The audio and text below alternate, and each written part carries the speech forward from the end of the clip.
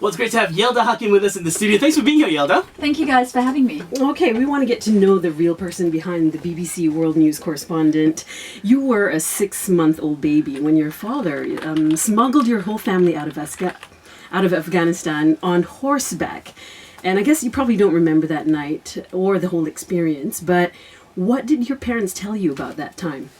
Well, although, as you say, I don't remember anything from that journey. I was 6 months old, but it's a lasting memory for my family that they ensured stayed with me.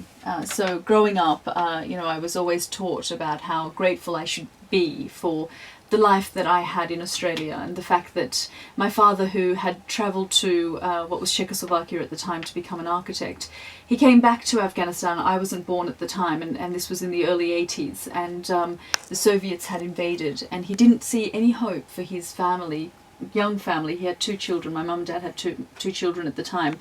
And they just saw no hope in the country. They knew it was on the brink of war. He'd been conscripted into the army, and he knew he had to get out. And so 6 months after I was born, some people, smugglers, helped them out of the country, and they travelled on foot and on horseback with me in my mum's arms to Pakistan.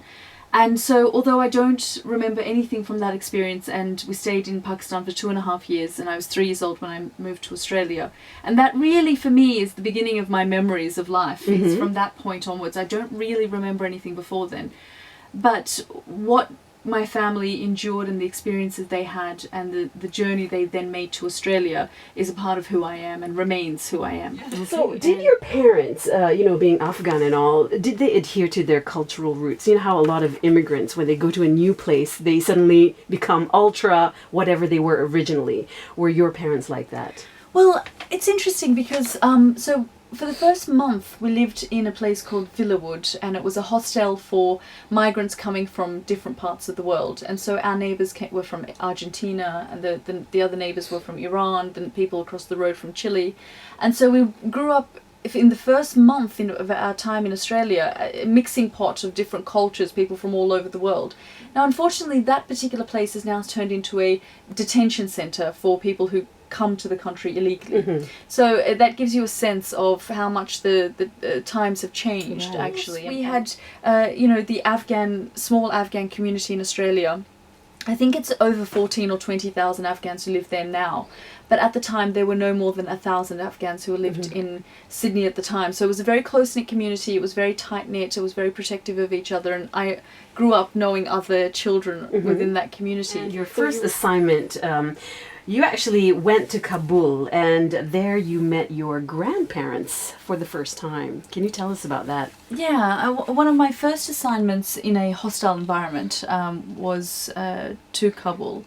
And, it was an emotional journey because I was returning to my birthplace, a place that I had romanticized in my head as a child, and only knew from the viewpoint of my parents and other members of the Afghan community in Sydney.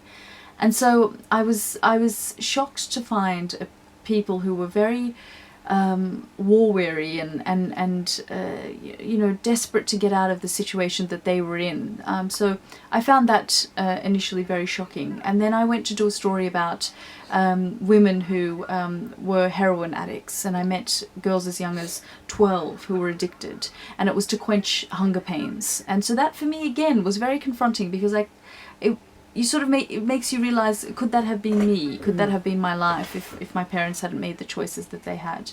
And then I met my grandparents for the first time, and that was wow. Very, very emotional. Okay, so Yalda, what is your advice to youngsters who want to take up journalism? With your experience having traveled to war zones and, everywhere else, what do they need to know? Well, I wake up every day grateful for the job I have, and it's not really a job for me. My career is my life, it's my passion, I love doing everything. Of course I have, every day is not perfect. I have bad days, I have frustrating days, I have days where things don't work out and I've worked towards making something happen, an interview or something, and it falls through.